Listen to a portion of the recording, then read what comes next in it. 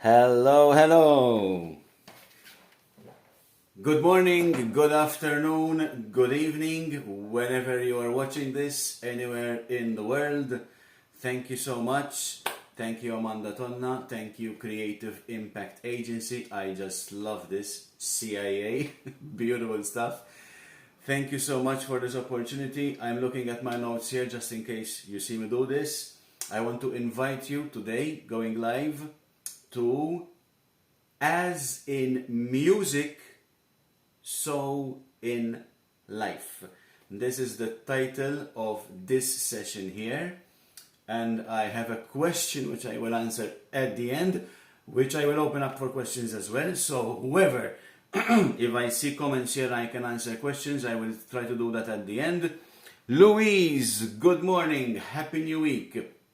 Happy New Week to whoever is watching. There are more people watching. Please do comment, please do say hi, please ask questions as we go along, or if you already have one prior to this. I know there were some promotional videos about this event coming up in the previous days, in the past days, so here we are. So hello and welcome, As in Life, So in Music. This is a 3 demonstrations, okay, 3 short messages, 3 short tips, and 3 invites, okay? That's what we are about today, and I'm going to immediately start with the first one. I started coming in like a little bit of an entry on purpose to show a chair, which is not what you actually should be having here. Hi Hannah, hello, good morning, waving to you as well. So I showed a chair because that is my first tip. I will of course switch to a bench, so please forgive me for that slight switch when I need to, of course, then transition into the second part. Here we go, immediately with tip number 1. And this tip is a simple hack, right, for anyone who sits. Right? Is that you? I should hope so. Right? Musicians, artists, not only. Anybody working on a computer, anybody sitting for any length of time needs to know this. Okay? My great piano teacher taught it to me, and I'm so ever so grateful. Hello, hello. Yes, I saw another hello coming up, and I see people coming. I'm sorry, this is a small phone, so I can't see everything, but please do keep the interaction going. I will look at it from time to time. And if you're joining in at a later point in time, please scroll back to the beginning because everything is sequential. So let me go on with the first tip. How to have a proper spine with least pain possible. Disclaimer before I start, I'm going to be demonstrating something that you need to do, all right? So you have your responsibility for your own body. Don't know who's watching this. I don't know anything about you, but I will give you the basic tips, but you have to feel in and see how much you do, all right, and how far you can push your body. That is completely to your own intuition, okay? The point is that normally when we sit, we just sit. And although I'm trying to show you here, this part here, okay, this part with our spine there, it's just we sit, you know, and then maybe we suffer from some pains or some whatever, especially if we go through lengths and durations of sitting. So the hack is this: to make things as best as possible, all we need to do is, ideally every time we sit, I'm moving my chair backwards, we do this little exercise. Actually, let me show you here. So, good, I have to point the chair down. So, for whoever can, and my drums are coming for the second tip. For whoever can, when I show you how the head goes, this is the direction we're talking of, okay? I'm gonna demonstrate it right now. So, you sit down, alright? You don't need to see my head at the moment. Place your feet firmly on the ground like that, hands here or wherever you like. And this is the first thing you do before sitting for a length of time. You just go down very slowly. You know where to push, you know how much to go, and you can go as long, as deep as possible, but to your body's limits. And you just go like this, and if you can push further, go further. Some people are so flexible that their head goes under the chair, even better for them, but not for everybody. That's why my disclaimer. So you just sit and you put your head as low as possible. I'm gonna have to speak this direction. Put your head as low as possible. I will do it to demonstrate soon. And stay there for a few seconds. Okay? If you feel any kind of pain, don't push further. Be careful, we're talking of the spine here. Okay? So, that's the basic exercise. Now I'm going to show it to you, demonstrate it, and then I show you the effects. Here we are.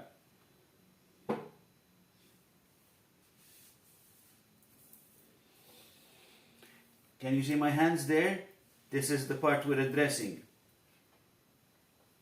And you come back up. And of course now this goes back up a little bit. Beautiful. And I turn to further explain. Right? Naturally, when this happens, you are propped up like this, as it should be, right? Without effort or extra pain. Okay? This is a tip that has served me particularly incredibly, especially since I play piano. But I don't play piano on a chair. I'm going to get my bench soon, okay? As I promised. So for anyone sitting down, so like people who, maybe even singers who need to sit and sing, but usually musicians, okay? A lot of musicians sit. But anybody who uses a computer sits, I suppose, you know? Anybody who sits for lengths of time should or could, if they wanted to, try this little hack, and their spine would be propped up more naturally. Over time, we will tend to go down again. If you feel that happening, just do the exercise again. Simple hack, okay? Now I switch because I'm transitioning.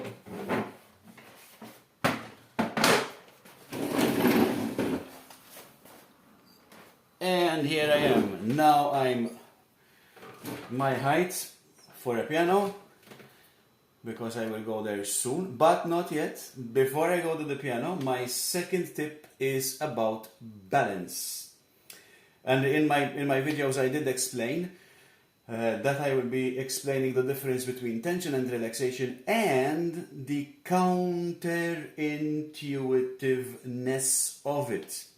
And for that, I'm going to use a djembe to explain. I of course need more space as well, so I'm going to open up like this, because when we play djembe, of course, it's played around here. So, angle of the camera, there we are. Warming up my djembe, alright, something I do explain in my course, speak about the course soon. Okay, here we are, yes, warming up a little bit the djembe. Now, the point is this, of course, as in music, so in life. So, in tip number 1 for musicians, there we are, you know, practically taking it into life. Tip number 2, here it goes. So, people tend to just hit the djembe and they tense up the shoulders like this. Right? And you hit. And they really make an effort and they hit hard. Think about how these things happen in life, okay? They hit hard, but the volume, the result, is not that matching their effort. Alright? The point, and this is where the counterintuitiveness of things happens, okay? So we make a lot of effort and don't get that much of a result. Whereas, music teaches us, as in music, so in life, and when you play the djembe, relax the shoulders, alright? Drop your hands and listen to the volume now. And if you're thinking that I'm hitting hard, because you're seeing me like on a camera, not actually in real life, believe me, it's not the case. I'm just literally dropping my hand. And the softer I drop it, the better the effect. I can show you on another drum. Maybe it sounds even louder on this one, because this one is more metallic. So like if you try to hit it, yeah, make an effort, tense up. It's actually difficult for me to do, to be honest, to tense up. But if you don't,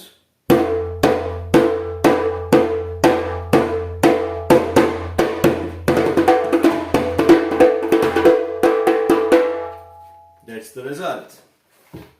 Djembe goes off. Tip number 3 now. And now for some good piano. There we go. So tip number 3 is all about support. Now the obvious thing, the obvious point of a piano is that this part of the piano is being supported by the frame, yeah? Let me talk a little bit like this for the moment. However, thank you Louise, cheers. However, in terms of playing piano with two hands, there is another aspect of support and accompaniment. And it is the balance between, speaking of the same topics, the balance between the left hand and the right hand. Okay?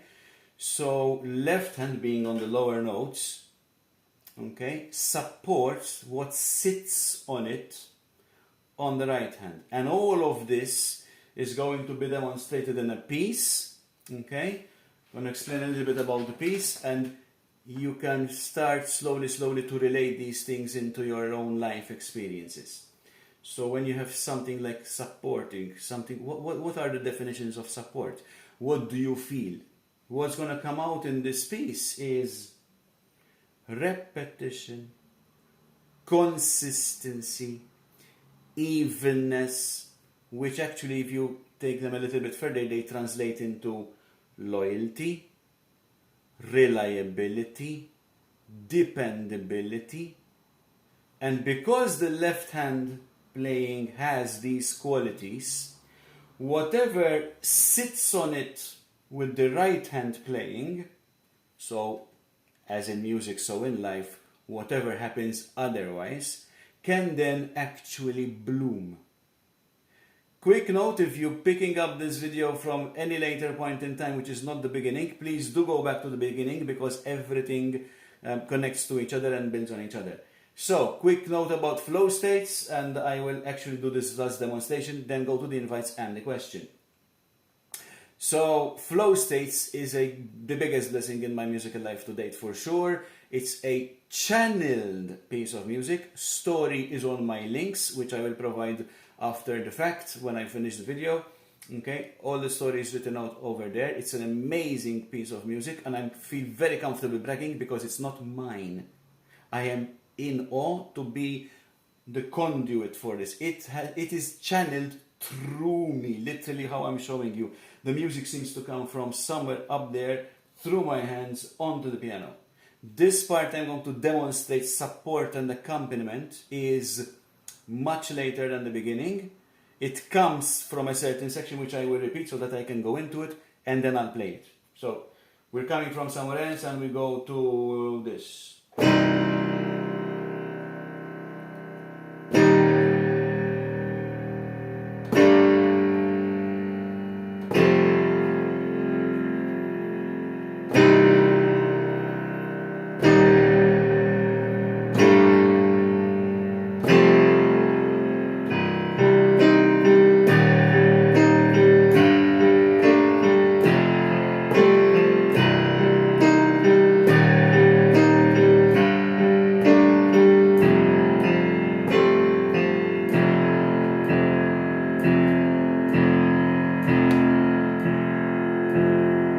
There it comes.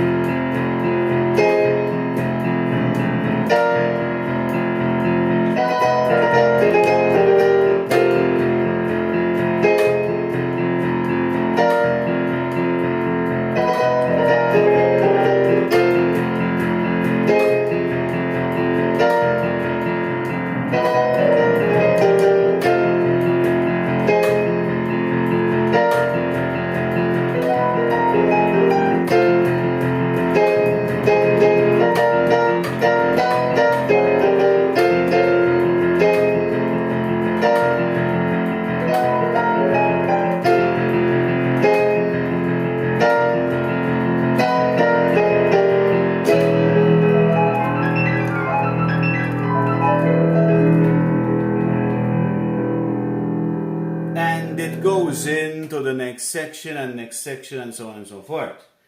So, did you see that happening there? Slow at times, but steady, even, consistent, reliable, dependable. So, on the left hand, so whatever sat on it could actually bloom. I leave it up to you to integrate all this information and to apply it in your own lives. Hope you enjoyed those 3 little demonstrations there. And quickly, let me go to the invites and then I'll answer the question. So, 3 invites, I will provide links for all this so it makes it easier for you, but I just explained the invites. So please support my channeled music work through flow states, 2 links available for that.